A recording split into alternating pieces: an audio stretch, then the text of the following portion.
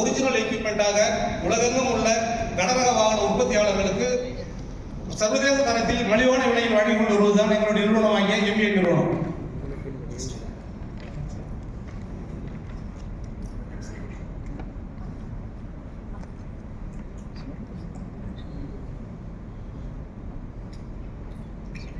Team நாங்கள் introduce பண்ணிடுவோம். எங்களுடைய team leader myself Ramu Chokkalingam. System of problem capturing எங்கள் டெய்லி வரக்கூடிய பிரச்சனையை DWM மீட்டிங்கில் பேசுவோம். எல்லா ப்ராப்ளம் ரிஜிஸ்டர் பண்ணுவோம். ரிஜிஸ்டர் ப்ராப்ளம் பேங்க் கொண்டு போவோம். ப்ராப்ளம் பேங்க்லேருந்து டீம் மூலிமா எடுத்து ப்ராப்ளத்தை சால்வ் பண்ணுவோம். எங்களுக்கு ஜூன் 24 ஜூன் அக்டோபர் 24 வரையும் எங்களுக்கு 20 ப்ராப்ளம் தான் நாங்கள் ஐடென்டிஃபை பண்ணியிருக்கோம்.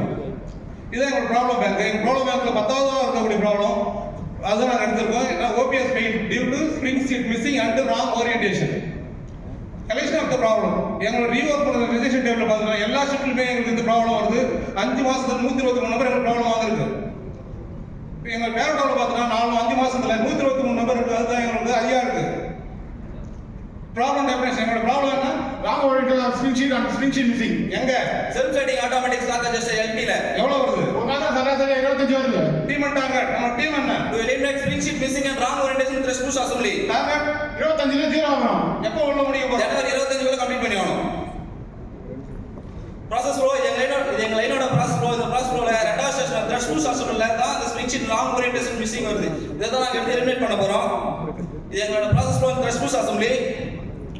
டெஃபினட் ப்ராப்ளம் நம்மளோட ப்ராப்ளம் என்னப்பா? இதான் ஸ்ப்ரிங் ஷீட். இந்த ஸ்ப்ரிங் ஷீட்ல வந்து இந்த டிம்பிள் மேல் பக்கமா இருந்தா அது கரெக்ட் ஓரியன்டேஷன், அதே கீழ் பக்கமா இருந்தா ராங் ஓரியன்டேஷன் நம்ம டிஃபைன் பண்றோம். இந்த இமேஜ்ல பாத்தீங்கன்னா அந்த ஸ்ப்ரிங் ஷீட் மிஸ் த்ரெஷ் புஷ்க்கும் ஸ்ப்ரிங்குக்கும் சென்டர் ஸ்ப்ரிங் ஷீட் இல்லாம இருக்கு. அது த்ரெஷ் புஷ் மிஸ்ஸிங்னோ த்ரெஷ் புஷ்க்கும் ஸ்ப்ரிங்குக்கும் ஸ்ப்ரிங் ஷீட் இருக்கு. பட் ஆனா தலைகீழ இருக்கு. அது ராங் ஓரியன்டேஷன் நாங்க டிஃபைன் பண்றோம். Severity of the problem. இந்த சிவியாரிட்டி ப்ராப்ளம் தான் சராசரி ஒரு மாசத்துக்கு சாசா அசெம்பிளில 25 ரூபாய் வருது. இதனால எங்க ஆன் டைம்ல டெலிவரி பண்ணணும்ல வியூவர் காஸ்ட் டைம் அதிகமா இருக்கு. அதுல எங்களோட உள்வாதிகள் அதிருப்தி வராங்க. ஓபிஎஸ் ப்ராப்ளம் ஏன் வருது சார்? சரி பண்றதுக்காக வைவேரேஜ் போறோம். ஓபிஎஸ்ன்றது 1.7 நாங்க வேற எதுவும் மீன் பண்ணல. ஏன் நம்மளுடைய ஸ்ப்ரிங் சீட் மிஸ்ஸிங் ஆகும், ராங் ஓரியன்டேஷன் அசெம்பிளி ஆகுது? நாங்க ஸ்ப்ரிங் ஷீட்டை மேனுவல் அசெம்பிள் பண்றதுனால ஆகுது. ஏன் மேனுவல் அசெம்பிளி பண்ணா அந்த ராங்கா நடக்குது? மேனுவல் அசெம்பிள் பண்றதுனால ஸ்ப்ரிங் ஷீட் மிஸ் ஆகுறது ராங் ஓரியன்டேஷன் ஆகுது. நிறைய பாசிபிலிட்டி இருக்கு. ஏன் த்ரெஷ் புஷ் மிஸ்ஸிங்ல நமக்கு ராங் ஓரியன்டேஷன் ஸ்ப்ரிங் ஷீட் மிஸ்ஸிங்ல எந்த வித கண்ட்ரோலும் இல்ல. அதான் root cause counter measure. Counter measure என்ன? ஸ்ப்ரிங் ஷீட் மிஸ் ஆகுறதோ ராங் ஓரியன்டேஷன் ஆகுறதோ த்ரெஷ் புஷ் மிஸ்ஸிங்ல நம்ம இன்ஷூர் பண்ணனும். இந்த ப்ராப்ளம்காக நான் வேலிடேட் பண்ண ரூட் காஸ் இதான் ஸ்ப்ரிங் ஷீட். இந்த ஸ்ப்ரிங் ஷீட்ல மிஸ்ஸிங் ராங் ஓரியன்டேஷன் பண்றதுக்கு ஸ்ப்ரிங் ஷீட்டை ரெஃபரன்ஸ் எடுத்து அந்த டிம்பிள் ரெஃபரன்ஸ் எடுத்து ஒரு போக்கேக்க பண்ண போறோம். அந்த போக்கேக்க எஸ்டாப்லிஷ் பண்ணி மிஷின்ல வச்சா ராங் ஓரியன்டேஷனா ஸ்ப்ரிங் ஷீட் மிஷினா நடக்காது. Developing solution okay. ஃபர்ஸ்ட் இந்த ஸ்ப்ரிங் ஷீட்ல வந்துட்டு அப்படியே டைரக்டா எடுத்து கேஸ்டிங்ல நம்ம பிளேஸ் பண்ணிட்டு இருந்தோம். ஆஃப்டர் அந்த ஒரு டச் சென்சார் யூஸ் பண்ணி டச் சென்சார்ல பிரசன்ட் பண்ணிட்டு அதுக்கு அப்புறம் கேஸ்டிங்ல வைக்கிறோம். நம்ம சப்போஸ் டச் சென்சார்ல பிரசன்ட் பண்ணல அப்படினா அந்த சைக்கிள் ஸ்டார்ட் ஆகாது. Developing solution okay. நம்ம சென்சார்லாம் வச்சு இப்போ அசெம்பிளி பண்ண ஆரம்பிக்கிறோம். அதுக்கு ரிசல்ட் என்ன? இப்போ டச் சென்சார் ஆரம்பிச்சனால நமக்கு ஸ்ப்ரிங் ஷீட் மிஸ்ஸிங் அவாய்ட் ஆயிடுச்சு. ஆனாலும் பாத்தீங்கன்னா நம்மளுக்கு ராங் ஓரியன்டேஷன் ஸ்ப்ரிங் ஷீட் அப்படி ராங் ஓரியன்டேஷன் நெக்ஸ்ட் டே போகுது. இதெல்லாம் என்னாச்சுன்னா ஒரு பாலர் என்னதான் விக்கெட் எடுத்தாலும் அது நோ பால் ஆயிடுச்சு. என்ன ஃபைனல் அது மாதிரி ஆயிடுச்சு நம்மளுக்கு. இப்போ இதுக்கு வேற என்ன ஐடியா? வேற என்ன பண்ணலாம்? நீங்க ஸ்ப்ரிங் ஷீட் லொகேட்டர்ல ப்ராப்பரா லொகேட் பண்ணா சைக்கிள் ஸ்டார்ட் பண்ண முடியுமா? நிச்சயம் பண்ணலாம். எல்லாரும் செல்போன் யூஸ் பண்றோம். செல்போன்ல பார்த்தீங்கன்னா சிம் கார்டு இருக்கணும். சிம் கார்டு போட்டா தான் சிக்னல் கிடைக்கும். சிம் கார்டு வந்து ரைட் டைரக்ஷன்ல போடணும். சிம் கார்டா இருக்கணும். அப்படின்னா தான் நமக்கு நெட்வொர்க் கிடைக்கும். அது போல தான் நம்ம வந்து ஸ்ப்ரிங் சீட்டும் வைக்கணும். ஸ்ப்ரிங் சீட் கரெக்ட் ஓரியன்டேஷன் வைக்கணும். அப்படி இருந்தா தான் நம்மளுடைய மிஷின் ஆன் ஆகும். அந்த மாதிரி ஒரு சைக்கிள் பண்ணலாம். இந்த ஐடியா நல்லா இருக்கு. நம்ம இம்ப்ளிமெண்டேஷன் வைப்போம்னா இந்த ஃபிக்சர்ல பாத்தீங்கன்னா ஃபர்ஸ்ட் பிஃபோர் இம்ப்ளிமெண்டேஷன்ல நாங்க த்ரெஷ் புஷ் மட்டும் பிளேஸ் பண்ணிட்டு ஸ்ப்ரிங் ஷீட்டை வந்து மேனுவலா பிளேஸ் பண்ணிட்டு இருந்தோம். ஆர்டர் போக்கேல அந்த ஃபிக்சர்ல வந்து ஒரு பின் ப்ரொவைட் பண்ணிருக்கோம். அந்த பின்ல வந்து ஸ்ப்ரிங் ஷீட் கரெக்டான ஓரியன்டேஷன்ல மேட்ச் ஆகிற மாதிரி ஒரு ரேடியஸ் கொடுத்திருக்கோம். அது கரெக்டா சிக்னல் வர்றதுக்காக ஒரு த்ரூ ஹோல் ஒன்று எடுத்திருக்கோம். இது எப்படி வேலை செய்யுது? இது வந்து ஏர் கேப் செக்கப்ல இருந்து 150 பாஸ்கல் ஏர் கண்டினியூஸா வந்துட்டே இருக்கும். நம்ம spring and thrust bush place பண்ணிட்டு ஸ்ப்ரிங் ஷீட்டை கரெக்டான ஓரியன்டேஷன்ல மட்டும் ஃபிக்ஸ் பண்ணும்போது அங்க ஏர் கட் ஆகும். ஏர் கட் ஆகும்போது பேக் பிரஷர் ஆன் ஆகி அதனால ஏர் கேப் செக்கர் வந்து ஆன் ஆகும். ஏர் கேப் செக்கர் ஆன் ஆச்சுன்னா அங்க சைக்கிள் ஸ்டார்ட் நம்மளுக்கு அலாரம் வந்துரும். அங்க இருந்து பிரஸ் பண்ணும்போது சைக்கிள் ஸ்டார்ட் ஆகும். அடுத்த அனிமேஷன்ல பாத்தீங்கன்னா ஸ்ப்ரிங் ஷீட்டை பிளேஸ் பண்றோம். ஆனா ஸ்ப்ரிங் ஷீட் வந்து ராங் ஓரியன்டேஷன்ல பிளேஸ் பண்றோம். அப்படி பண்ணும்போது என்ன ஆகும்னா ஏர் வந்து லீக்கேஜ் ஆயிட்டே இருக்கும். அதனால பேக் பிரஷரும் கிரியேட் ஆகாது. ஏர் கேப் செக்கர் ஆஃப்லைன்ல இருக்கும். அதனால வந்து நம்மளுக்கு பிக்கப் 3ன்ற பாப்பப் மெசேஜ் தான் வரும். ஒரே சைக்கிள் ஸ்டார்ட் ஆகாது. இது எங்களோட என்னோட அசம்பிளி வீடியோ. இந்த வீடியோவில் பார்த்தீங்கன்னா ஸ்ப்ரிங் எழுதுறாரு.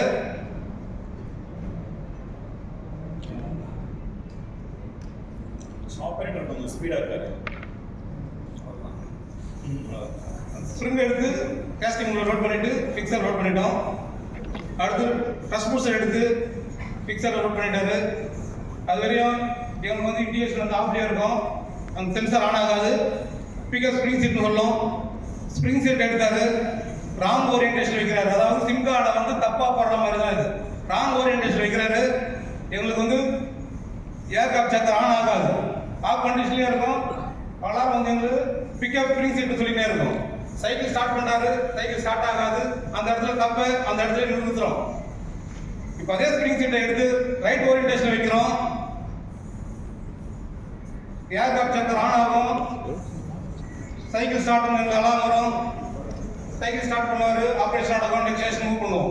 தப்பான காம்பனண்ட் போகாது, ரைட்டான காம்பனண்ட் மட்டும் தான் அசம்பிளி பண்ண முடியும். இது வந்து எப்படின்னா ஒரே கல்லில் 2 பாகம் அடிச்சிருக்கேன் இந்த இடத்துல. ஆஃப்டர் இம்ப்ளிமெண்டேஷன் ஓகே இருக்கா? எல்லாம் ஸ்பென்சர்லாம் பண்ணிட்டோம், ஏர்கிராஃப்ட் சக்கர்லாம் போட்டோம். இப்போ எப்படி இருக்குன்னு சொல்லுங்க ரிசல்ட். இப்போ இதனால பார்த்தீங்கன்னா நமக்கு ஸ்ப்ரிங் ஷீட் மிஸ்ஸிங் அவாய்டா இருக்கு, ராங் ஓரியன்டேஷன் அவாய்டா இருக்கு. எப்படி ஒரு ரயில் தண்டவாளத்தில் சரியான பாதையில் போதா நம்ம சரியான பாதையில் போய் இதை அவாய்ட் பண்ணிடுவோம். இது current process from thrust bush assembly quality validation approve. இப்போ இதில் பாய்சன் டெஸ்ட் பண்ணோம், ஒரு 6 நம்பர் ரேண்டமாக செக் பண்ணோம் 1 வீக், அதில் கவுண்ட் ஓகே. அதில் நம்ம ஏர்கிராஃப்ட் செக்கர் மானிட்டர் பண்ணோம் 150 பாஸ்கல் 1 வீக், அதுவும் ரன் ஓகே ஆயிடுச்சு.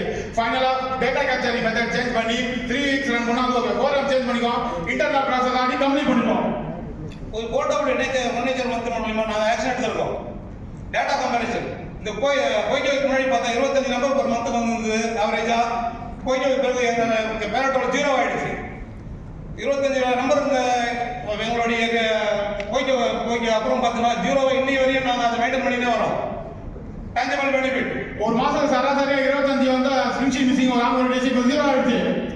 சாசா ரிஜெக்ஷன் காஸ்டிங் 640 ppm இருந்து 373 குறைச்சிருக்கோம். ஓபிஎஸ் செஷனுடைய ஆர்பிஐ 97.6 98.9 இன்க்ரீஸ் பண்ணியிருக்கோம். எங்கள் transport missing section 6 number rejection 0 ஆகிருக்கோம். ஓகே ஷீட் இது வந்து இன்டர்னல் கன்சூமர் கம்ப்ளைண்ட் பண்ணியிருக்கோம், ப்ரிவென்ட் ஹேண்டில் பண்ணியிருக்கோம், கண்ட்ரோல் டைப்ல இருக்கு. இன்டேஞ்சபிள் பெனிஃபிட் ஒரு ஆள் இன்க்ரீஸ் ஆயிருக்கு, கான்ஃபிடன்ஸ் இருக்கு, ஸ்கில் லெவல் இன்க்ரீஸ் ஆயிருக்கு, நாலேஜ் இன்க்ரீஸ் ஆயிருக்கு, டீம் இன்க்ரீஸ் ஆயிருக்கு. அதுதான் டிப்ளாய்மெண்டா எங்களுடைய சாசா சூழ்நிலையில் இது பண்றதுக்கு வாய்ப்பு இல்லை. இருந்தாலும் நாங்கள் எங்களுடைய கம்பெனியில் வேற ஒரு லைனான கிளச் பூசா சூழ்நிலையில் இதே கான்செப்டை யூஸ் பண்ணி சைல்ட் பார்ட் மிஸ்ஸிங்கை நாங்கள் அவாய்ட் பண்ணியிருக்கோம். எங்களுக்கு போய்க்க வெரிஃபிகேஷன் செஞ்சு காசு இன்வெஸ்ட்மெண்ட் 1 டைம் இன்வெஸ்ட்மெண்ட் 18,500 ரூபாய் நாங்கள் செலவு பண்ணியிருக்கோம். காசு சேவிங் பார்த்தா per month 9,000 rupees. ROI 2 months. நாங்கள் யூஸ் பண்ண tools QC tools and instrument பார்த்தீங்கன்னா பாத் சார்ட், பேரட் சார்ட், வைவாய் அனாலிசிஸ், போகேக்கா மற்றும் 4W1H மெத்தட் யூஸ் பண்ணிருக்கோம். போகேக்கா சம்மரி பார்த்தீங்கன்னா ப்ரிவென்டிவ் டைப் போகேக்கும், அந்த ப்ரிவென்டிவ் டைப்ல லெவல் 1 யூஸ் பண்ணிக்கிறோம். போகேக்கா டெக்னிக் பார்த்தா நியூமேட்டிக் அண்ட் எலக்ட்ரிக்கல் டைப்பும், இன்ஸ்ட்ருமெண்ட் பார்த்தா போகேக்கா டிஜிட்டல் ஏர்கிராஃப்ட் செக்கர் யூஸ் பண்ணிக்கிறோம். போகேக்கா ஷீட் எப்படி பண்ணுறோம், ஃபசாப்பர் மூலமா போகேக்கா செக் ஷீட் மூலம். To error is human, but intelligence is human can. So never stop areas of any mistake. இந்த நல்ல வாய்ப்பை எங்களை வழங்கிய நடுவர் அவர்களுக்கும் சிஐக்கும் எங்கள் நிறுவனத்திற்கும் நிர்வாகிகளுக்கும் மிக நன்றி பாராட்டுகிறோம். நன்றி, வணக்கம். இன்ஜினியரிங் நல்லா பண்ணீங்க. அதுவும் பேக் ப்ரெஷரை வச்சுட்டு இந்த காம்பனண்ட் கரெக்டாக லோட் ஆகிருக்கா இல்லைன்னு பார்க்குற ஒரு சிஸ்டம் டெஃபினெட்லி இன்னோவேட்டிவ் நல்லா இருந்துச்சு. நல்ல ப்ரெசன்டேஷன். இந்த ஒய்வை தான் நடுவில் கொஞ்சம் வளரோடு பண்ணிடுச்சு. இதெல்லாம் ஒட்ட வைக்காதீங்க. இந்த ப்ராஜெக்ட்டுக்கு ஒட்டாததெல்லாம் ஃபோர்ஸ் பண்ணி ஒட்ட வச்சா மார்க் வரும்னு நினைக்காதீங்க. உங்கள் ப்ராஜெக்ட்டுக்கு எது வேல்யூவோ அது மட்டும் கொடுக்காங்க. இதெல்லாம் அப்புறம் ஒய்வை தெரியலன்னு நாங்கள் மைனஸ் பண்ணோன்னா பண்ணக்கூடாது. சரியா? அது மாதிரி பேரட்டோ இன்னொரு டீம் பண்ணும்போது சொல்லணும்னு நினச்சேன். பேரட்டோலாம் தப்பாக போடுறீங்க எல்லாரும். I think you need to go back to classroom and then relearn how to do it. தப்பாக போடுறீங்க. எக்ஸலில் போடுறதுனா கூட ஈஸியாக இருக்கிறத ஏன் காம்ப்ளிகேட் பண்ணிக்கிறீங்கன்னு தெரியல. பட் ஓவரால் எஃபர்ட் நல்லா இருந்துச்சு. தேவையில்லாத ஒய்வை, தேவையில்லாத டூலு அதெல்லாம் யூஸ் பண்ணி இங்கே போட்டுட்டு அதோட உபயோகம் உங்களுக்கு தெரியாதுங்கிறத நீங்கள் ப்ரூவ் பண்ணிக்காதீங்க. புரியுதா? நாங்கள் அப்படிதான் அபிப்பிராயத்தை கொண்டுருவோம். ப்ராஜெக்ட் நல்லா இருக்கு, தேவையில்லாத டூல்லாம் வச்சிங்கன்னா என்ன ஆகும்? அந்த டூலோட உபயோகம் உங்களுக்கு தெரியலன்னு நான் மைனஸ் போடலாமா? மைனஸ் மார்க் போடலாமா வேண்டாமா? அப்படின்னா அதெல்லாம் போடாதீங்க. Good, very good presentation. All the best.